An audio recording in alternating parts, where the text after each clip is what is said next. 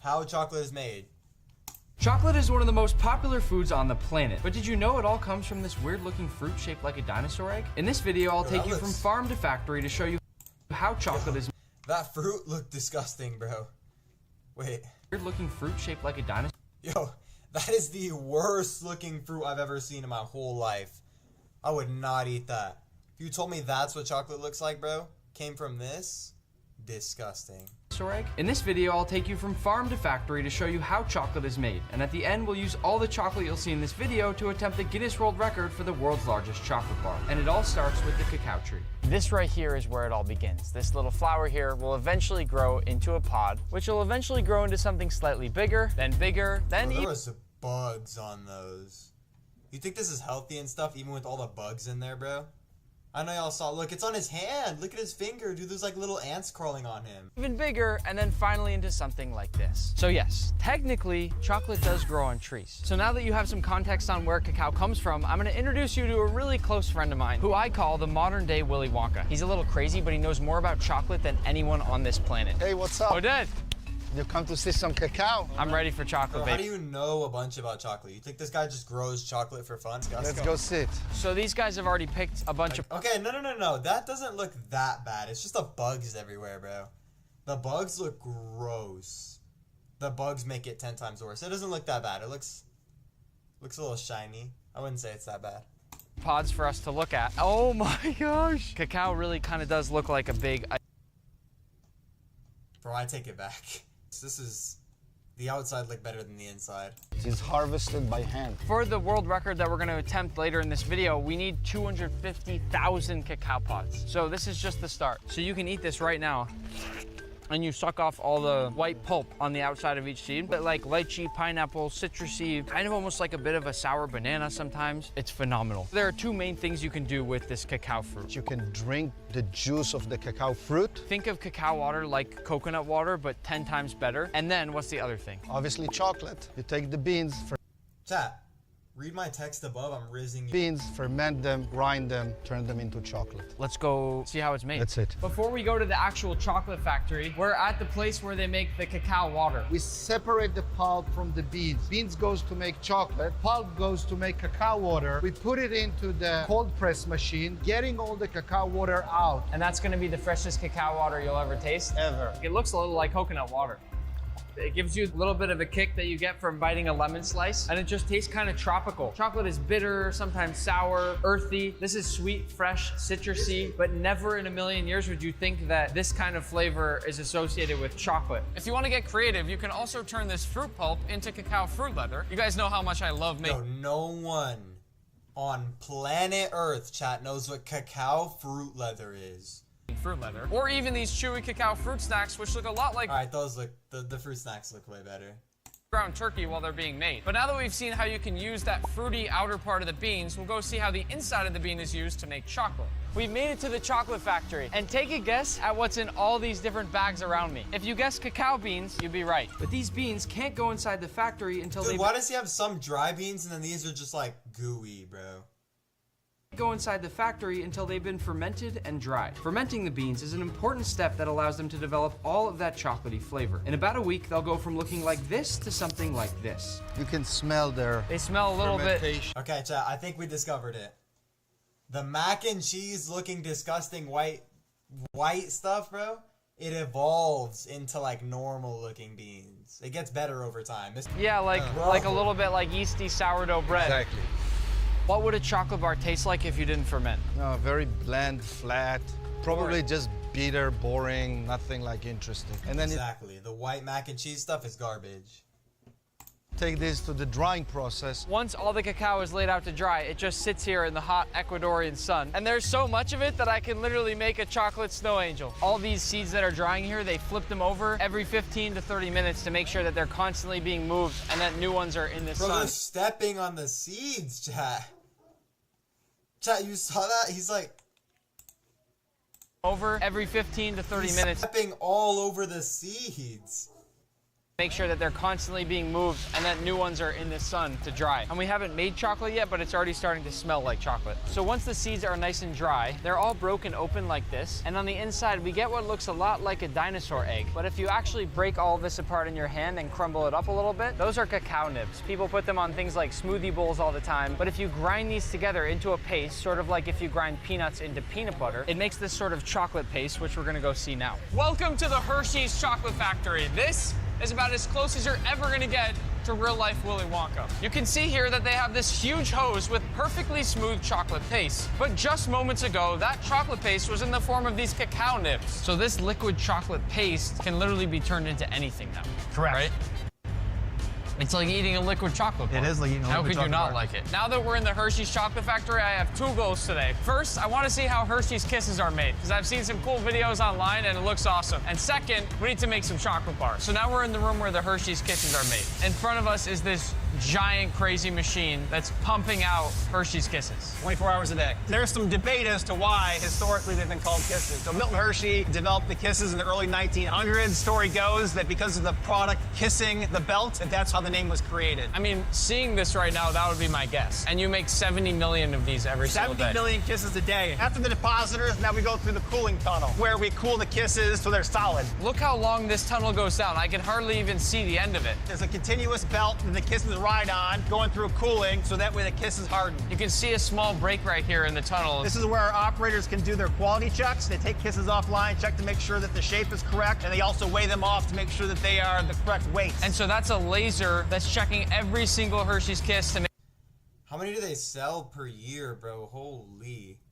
make sure that it's the perfect little shape. I love how they're all kind of taking a little jump right there too. Now finally the exit here. And now they're cool. Right, they're ready for packaging now. Kisses come here onto the belt. They go through a system of laning that gets them ready to go into the individual wrappers. Look at that. What a cool view. I wonder how many Hershey's Kisses I've eaten in my life. Like a good chunk of this assembly line. As you see here, we've got the further separation or chicaning of the Kisses so they can go into the infeeds of the wrapper. When they're just coming off the line, they look so perfect. That's the goal. So you see the shape of the Kiss, the way that it has that little bit of a bevel on the bottom, and it comes up to a point at the top. The nice thing is most of the time they end up looking like this when you get it in the package. Sometimes you put it in your pocket, it melts, you ruin your pants. So now that we've inspected all the Hershey's Kisses, they're good to keep moving. From here, they'll start to get They're like mass producing them.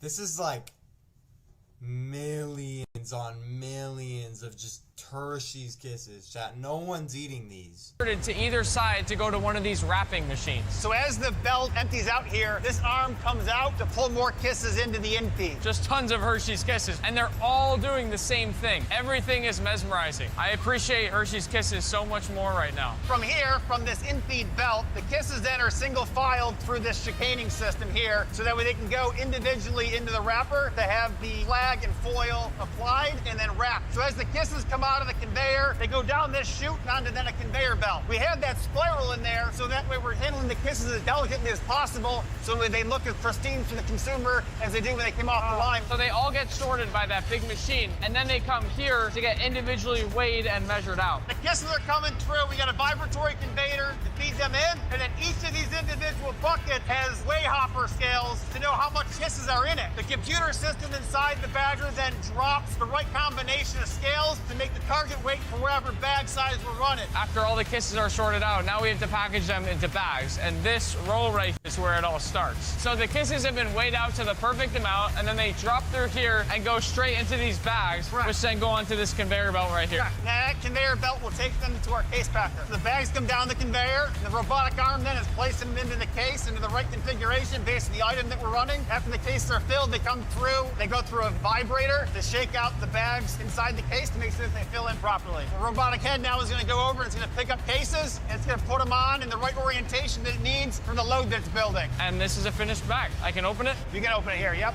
Oh, it even smells fresh. You can smell the chocolate. And they look good. It passes the inspection for me again. This is the start of the chocolate bar process. We're running extra large bars today on this line. And obviously we need extra large chocolate bars to try to break the world record later, so this makes a lot of sense. So the molds come through here, they're tempered to the right temperature before Bro, what do you ever think about how they feel in like factories? Everyone just pulls up to work, they sit in a factory, there's like loud sounds of machinery all the time. You're just grinding with like chocolate, cocoa. This is like an everyday thing for some people. I couldn't imagine doing this every day and just pulling up in a factory. They go into the depositor. And then the depositor is dropping the right amount of chocolate into each of those cavities of the mold. After the chocolate is turned in the mold, we've got to get the chocolate into the whole full cavity of the mold. So through this cabinet, the molds go side to side, and through vibration, the molds get shaken, and the chocolate distributes throughout the whole mold. So we're trying to get air bubbles out and fill up the whole cavity. So the candy comes out of the shaker cabinet, and then it goes into our cooler. This is me for scale. It's a big fridge. And you can totally see now that they're already cooled off. You know when you've been at home and you have an ice tray that you're trying to get the ice out of, and you kind of bend the ice tray on either side to push the ice out? That's what's happening right here with all these chocolate bars. This machine is basically doing exactly that. So after the mold twisters, the candy goes through the demolding cabinet where the molds are turned upside down and the chocolate is separated from the mold and onto the demolding belt. And then this belt is timing the rows, so that way instead of mold groups, we have them lined out in rows. So how many bars do you make every day? So across all the... Chat, how often do you think this conveyor belt is cleaned? Like, realistically, how often do you guys think they wipe this down where the chocolate bars are going on? Here at West Hershey, we make about 9 million bars a day. That's more than enough to make a world record. We got to quality check these too. Take that one. Oh. Each one of those little blocks is a pip, so we're taking a look at it, making sure that they're all there and they all say Hershey. This looks even more perfect than the Kisses. It's shimmering in the light here. I'm looking up close on this thing. I don't think I see anything wrong at all. It passed the shiny test, but let's see if it passes the crack test. You ready? 3, 2, 1. Oh yeah, I think these are winners. All marks in a good temper and a good bar. We saw the bars downstairs, and then they get lifted up here by this conveyor belt system, and then they're going down this line. Right, here into the in-feed. So these lasers are hard at work, because every time they see an empty gap between the bars, they speed up the other conveyor belt to catch them up to the bars ahead of them. That's right. That's amazing. So after the lasers get them all together, we then have the turning belt. The turning belts are turning the bars, so that way they're end-to-end as opposed to side-to-side to feed into the wrapper. This More is lasers. moving fast. Holy. These things are speeding. The factory is just huge, dude, and it's kind of like a mess a little bit. What is that? They're controlling speed. We have other ones that are looking for gaps in the bars. Also for broken bars. If there's any broken bars, it's going to reject those down here so that way they don't get wrapped. So if one of the bars somehow breaks, the laser sees it, and then that little thing right there blows it with air and discards it. How are they wrapped? You've got the film here, which again, similar to like we saw in Kisses, we have the roll stock that goes through, fed through the line, and that's wrapped around the bar, all at a high speed. You can see them down in here. See the bars feeding in? The wrap goes around the bar, and it's sealed. This whole wrapping system is crazy to watch because there's so many different... Does anybody work here? They have automated things for every job. What's good, height? Welcome to stream and see ya. Chat. There are like 0 people here. Every part that he has shown, every single part in the video is literally just machines doing the job. Like this film thing, there's sensors. Chat, this is literally just people doing it. Ways and twists and turns. There's a lot going on. When the machine stopped for a second, you can see how the packaging kind of feeds over the top of the bar, but the machine started moving again, so I couldn't finish my sentence. The bars come out of the wrapper, they go through the wheel, stripper heads pick them up and put them onto the trays. It moves incredibly fast at the end each time. That's just using suction, just air, to pick them all up and then stack them up perfectly so that they can then go into boxes. Once we've seen all that chocolate get boxed up, it goes around these crazy conveyor belts that go all over this entire building. These are one of the things that makes it feel in here like Willy Wonka's chocolate factory. Now that we've made more chocolate than you could ever imagine, let's take all that chocolate and try to make the world's largest chocolate bar. Over the next 24 hours, this warehouse in Ecuador will be completely You're gonna eat the chocolate when they're done? You think they just leave all the chocolate all over the floor? You think like, oh, we're done. All right, I got the footage. We're just gonna pack it up. Let's just throw it away. Like, what are they gonna do? transform from this to this. Can't build this chocolate bar outside because it's about 95 degrees in Ecuador. So we're bringing all this chocolate from the farm to a giant warehouse, which is going to be air conditioned, and that's where we're going to build the bar. This is pretty fun. Oh, let's go break the record. Currently, the Guinness World Record world's largest chocolate bar is 383 square meters in size. And behind me is the layout for a 400 square meter chocolate bar. If we pull this off, this bar will be the same size as a full-size basketball court, weigh the same as 183,000 regular chocolate bars, and if you melted it, you'd have enough to fill 80 bathtubs. With all of that chocolate that we're bringing inside, this is going to be... Stats are insane, chat. They have more workers doing this job of filling the floor out than they have in the entire factory. That's insane. happening That all day long. That just goes to show stuff about chocolate creation. It doesn't even take people nowadays. They have like automated machines everywhere. Behind the scenes. The whole team here is just going to be unpacking boxes and boxes and boxes of chocolate. As we know, Guinness World Records is very strict. We have to clean ourselves off really well. Then hairnets on. Then we have to put these funny looking things on our shoes and we can step on. It's showtime. Oh, let's do it. We're going to start by No. I think what I said was like overruled. They're saving the chocolate. I don't think they want to waste the chocolate with all the protection stuff they're putting on. the bars down in the middle of this whole mat, but it has to be one full chocolate bar to count as a record. So what we have here is just a bag of melted chocolate, basically like a chocolate hot glue gun. And we're gonna very carefully go in between all the chocolate bars so that everything starts to stick together. Oh, wow. That's crazy. That's so cool. Well, now we just got 9,000 more to go. Now that we've started working on the bar, I know I've already given you guys some comparisons, but just so you understand, it's gonna take 11 tons of chocolate to fill this whole white mat here. That's about the same weight as 2 fully grown elephants. And if you ate a square of this every single day, it'd take you 30 years to finish it. Look how long this chocolate bar is already becoming. It's crazy. Look at Odette. Here It comes. looks so shiny, chat. That looks delicious. How long did it took less than a day to make all of that? That's crazy. They just have mass production. Willie, how's it feel to be trying to make the biggest chocolate bar in the world? When you are a Willy Wonka, you make the biggest chocolate bar every day. This time, it's gonna be the biggest I've made it in my life. By the way, guys, I haven't talked about this yet, but this room smells really good. Chocolate. We are having a lot of people come and help throughout the day because it's so much chocolate. It's already, what, an hour? I hope we're gonna make it on time. The name of the game here is speed. I always get so nervous in the corners because it's like, did we mess it up or will it fit? The moment of truth. Is it gonna fit? Like a glove. What do we do if it didn't? Fire the Oompa Loompa! What's the name of this big kid in the movie of Charlie and the Chocolate? Cut the big cameras. one. Augustus Gloop? Yeah, Augustus Gloop! That's the kid! I have an idea. You go to that end, I'll go here. We'll race to the middle. Augustus, ready? Fire this guy right now. Nick, ready? Yes.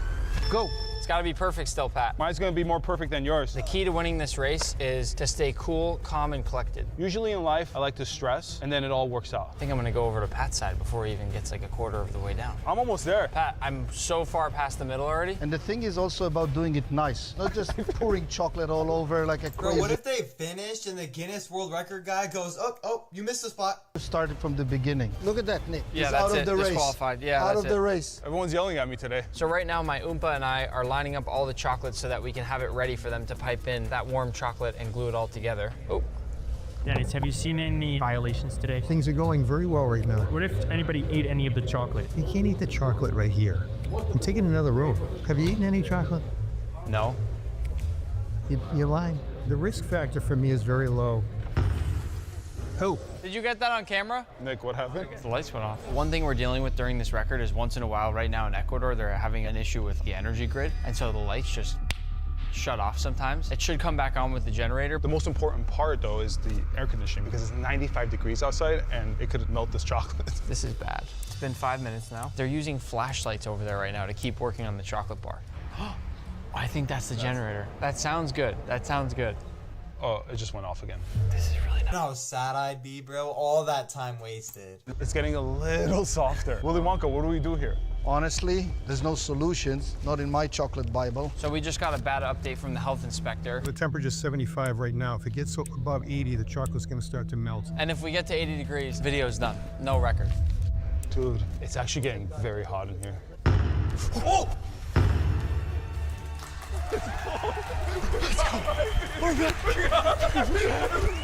I can feel the AC back on. Temperature's starting to come down. As long as this holds out, you're gonna be. Chat, they got so lucky. The power turned on right before.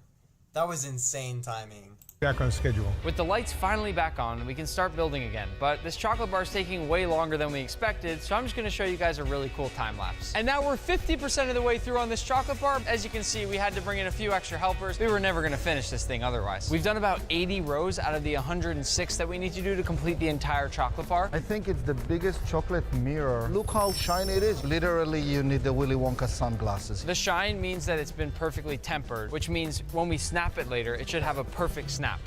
We've sort of been patrolling throughout the day, and word on the street right now is the corner in the back there is working a little bit slow. We're gonna step in and help him out. Look at all your chocolate all over you. Look at this. Bro, what happened to this guy? How do you get chocolate every... This guy was like gluing it on, had it on his pants, bro, ruining everything. What was this guy thinking?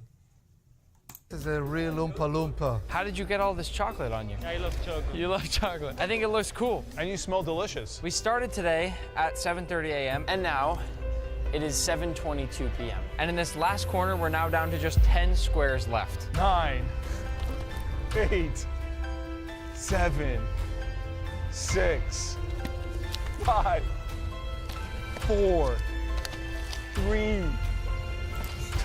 Yeah. What are you doing if you're going 5, 4, 3, and like the last one doesn't fit? 2, 1. All right, Nick, here it is. You guys ready for the reveal of what we hope is about to be the world's largest chocolate bar? We did it! After 22,000 pounds of chocolate and lots of teamwork, this is... Dude, I'm surprised that fit. Like, there's no way there was 0 slip-ups. He had to have just cut them out. Because there had to have been an employee go like, oh no, I accidentally, guys, I broke it. What do we do? Like, that had to have happened so many times, but I feel like they cut it all out. Otherwise, they had the best employees in the world to get this beautiful floor done. unofficially the biggest chocolate bar ever made in the history of the world. But now, it's up to the Guinness World Records officials whether this is a new world record. The current world record for the largest chocolate bar by area is 383 square meters. After all the measurements,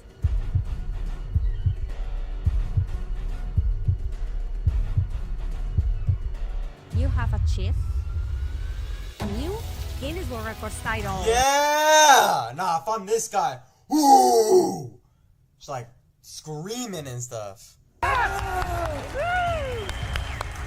None of this chocolate will go to waste. We're gonna break this whole chocolate bar up and give it to kids all across Ecuador. Wait. I literally just realized we never tried it. Oh, yeah. Cheers. That is amazing. The end. W vid, chat. W vid. That was a decent vid. That was a good vid.